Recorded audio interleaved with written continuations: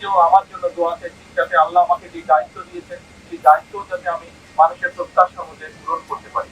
আপনারা যদি দেশের মানুষের জন্য আল্লাহ দরবারে হাত তুলেন, ইনশাআল্লাহ আল্লাহ সেই দোয়া কবুল করবেন, কারণ আপনারা আল্লাহর মেহমান। তারপরে আল্লাহর কাছে দোয়া করবেন যে আমরা দেশের মানুষের জন্য এই সরকার যে কাজগুলো করতে চেষ্টা করছে, দেশের মানুষের বেকার সমস্যার সমাধান করার জন্য, দেশের মানুষের খাদ্য নিরাপত্তার জন্য, দেশের মানুষের শিক্ষার জন্য, দেশের মানুষের স্বাস্থ্যের জন্য, কর্মসংস্থান সহ আরো যে কাজগুলো আমরা করতে চাইছি সেই কাজগুলো যাতে আমরা সম্পন্ন করতে পারি, তার জন্য যেন আল্লাহ আমাদেরকে তৌফিক দেন, তার সেই রহমত যাতে আল্লাহ আমাদেরকে দেন।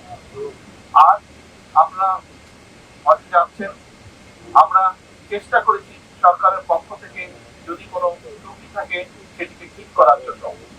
এই হজ ব্যবস্থা এই বছর যেটা হয়েছে, এটা অধিকাংশ কাজগুলোই আমরা সরকার গঠন করার আগেই সম্পূর্ণ মোটামুটি ভাবে হয়ে গিয়েছিল। আমাদের খুব কিছু করার সুযোগ ছিল না, তারপরে আমরা যতটুকু করতে পেরেছি, আমরা কিছু কিছু ছোট ছোট কিছু কাজ করার সুযোগ ছিল, সেগুলো আমরা করার চেষ্টা করেছি। তার মধ্যে কিছু একটা বড় কাজ আছে, আমরা চেষ্টা করছি 12,000 টাকা পর্যন্ত টিকিটের যে ভ্যালুটা আছে 12,000 টাকা পর্যন্ত আমরা কমানোর চেষ্টা করছি। RICL TMX, যুগের পর যুগ স্থাপনা থাকে মজবুত। ইনশাআল্লাহ আমাদের চেষ্টা থাকবে যে আগামী বছর আমরা যাতে আরো খরচটা কমাতে পারি, যাতে আগামী বছর হয়তো আপনাদের থেকেও কেউ যাবেন, আরো অনেক হাজ দেবেন, তাদেরকে যাতে আরো কম খরচে আমরা হজে পাঠানোর ব্যবস্থা করতে পারি। সেই তৌফিকও যাতে আল্লাহ আমাদেরকে দেন, সেই রহমতও যাতে দেন আল্লাহ, দয়া করে সেটির জন্য দোয়া করতে।